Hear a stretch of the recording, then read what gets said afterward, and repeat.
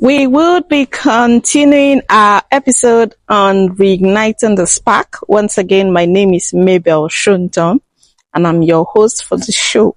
Well, for a while now, I've been speaking and sharing my thoughts on how to reignite the spark in your relationships, in your marriage, we're using a concept of marriage or the context of marriage, sorry.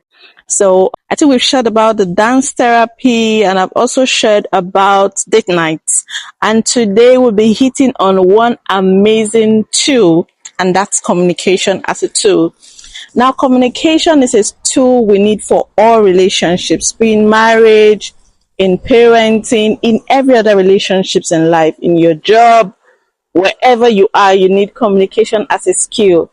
Marriage is part of it. It's part of those relationships. You need communication as a tool, and it's an amazing tool that you need communication, that you need to work it very, very well on.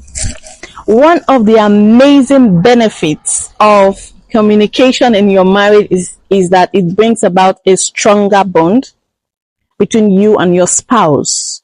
When you communicate more, you have a stronger bond.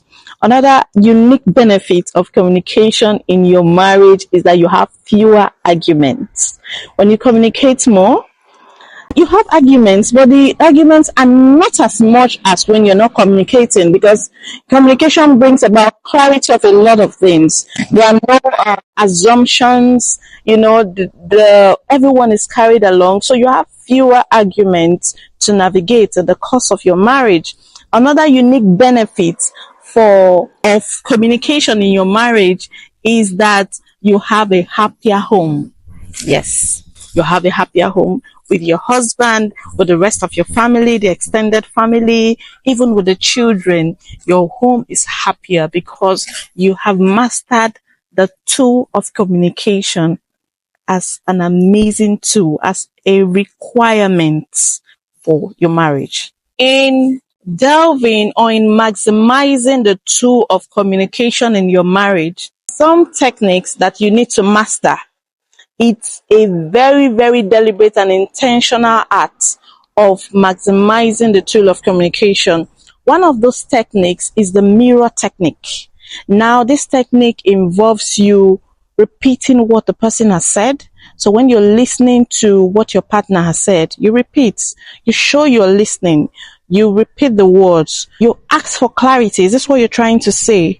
Do you mean that? Sometimes you have to verbally repeat what the other person has to say, because you don't want to be misconstrued.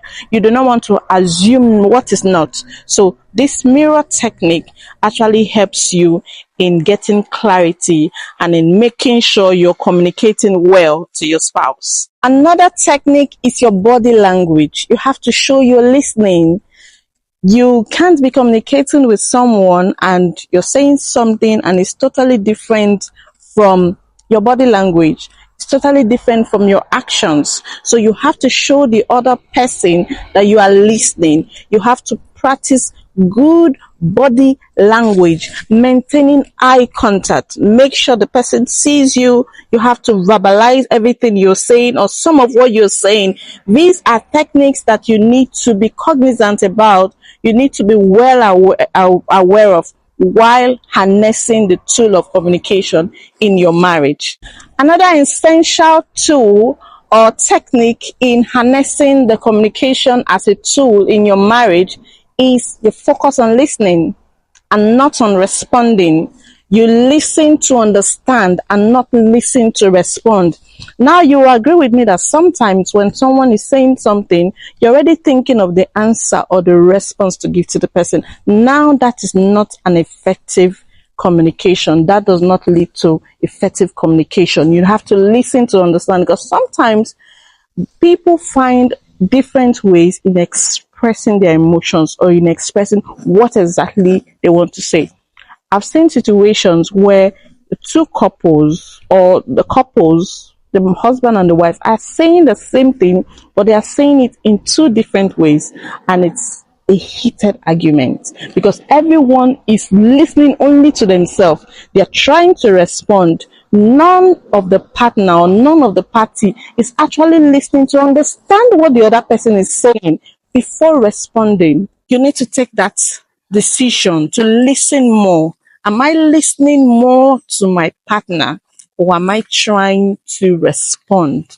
Am I listening more to understand, or I am listening to respond?